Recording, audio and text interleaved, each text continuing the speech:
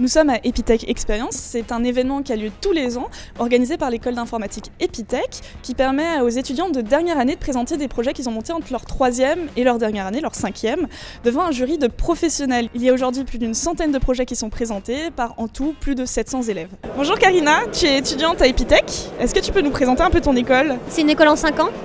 C'est de l'informatique, du coup il y a 3 ans durant lesquels on apprend en fait toute la technologie, comment apprendre à coder, et il y a 2 ans où on passe une année à l'étranger, puis de la professionnalisation, et on a un projet à développer en groupe. Ces projets, ils peuvent porter sur quoi par exemple ?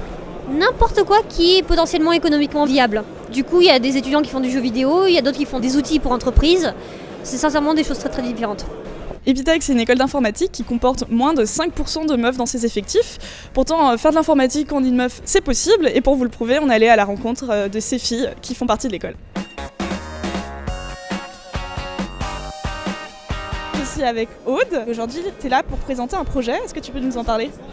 Alors moi je vais vous présenter le projet Nested World. L'histoire est assez simple, c'est l'histoire d'un scientifique fou qui a créé une énergie qui est épuisée d'un monde parallèle, qui ouvre des portails. Et c'est ces portails justement qui provoquent les catastrophes naturelles de notre monde, et pour les arrêter il faut placer du coup nos âmes sur les portails pour les fermer. Donc là c'est par exemple la carte actuellement.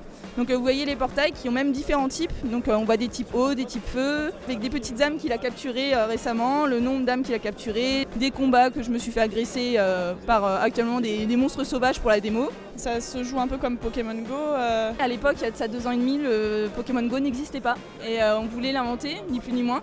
Et c'est sorti entre deux, il a fallu se réajuster, refaire les trucs. Donc du coup, d'où le fait qu'on a dit tant pis, on continue, on fonce. Et que je dis que c'est important de vouloir toujours aller à fond. Parce qu'on se rend compte qu'en fin de compte, les projets des autres ont des défauts que nous, des fois, on n'a pas et qu'on est capable de les combler. Tu aurais un conseil pour les gens qui doivent monter un gros projet en groupe ?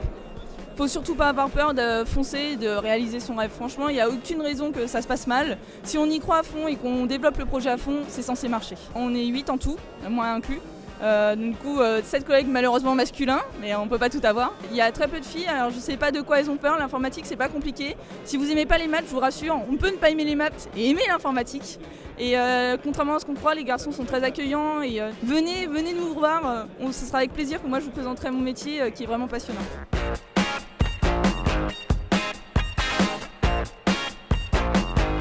Bonjour Philippine, tu as 22 ans, tu es étudiante à Paris à Epitech et aujourd'hui tu présentes un projet. Mon projet c'est SafeWatch, c'est un petit boîtier qui se porte en brassard et qui va permettre en fait de détecter les dangers dans l'air dans le monde de l'industrie. Et du coup qui va pouvoir faire une prévention pour protéger les employés de potentiels dangers, surtout sur la santé en fait. On a voulu protéger sur la personne et pas sur l'endroit en fait. Comment ça marche techniquement ? En fait, dans ce boîtier, on a des capteurs qui vont permettre de détecter des données par rapport à, je sais pas, par exemple, le taux de température, si elle est trop haute ou pas, ou le CO2. Et après, c'est retransmis en fait sur notre application web qui va permettre d'afficher des graphiques pour le chef de la sécurité qui va pouvoir déterminer s'il y a un danger ou pas. Du coup, notre but, c'est vraiment de protéger tous les employés un peu partout dans le monde si on peut un jour. Dans ton groupe, il me semble que vous êtes moitié fille, moitié garçon. C'est pas habituel. On a un groupe d'amis depuis la première année. On est le groupe où c'est du 50-50. C'est vrai que c'est rare à Epitech parce qu'il y a une grande minorité de filles encore. Que tu sois une fille ou un garçon, honnêtement, il n'y a pas de souci. Si c'est ta passion, que t'aimes ça, ça se passera très bien.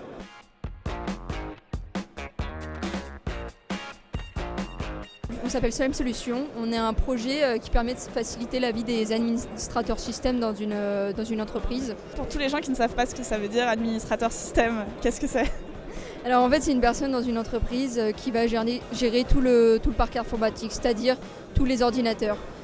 Quand on arrive dans une entreprise, en général, on nous donne une machine et sur laquelle il y a déjà des choses installées dessus.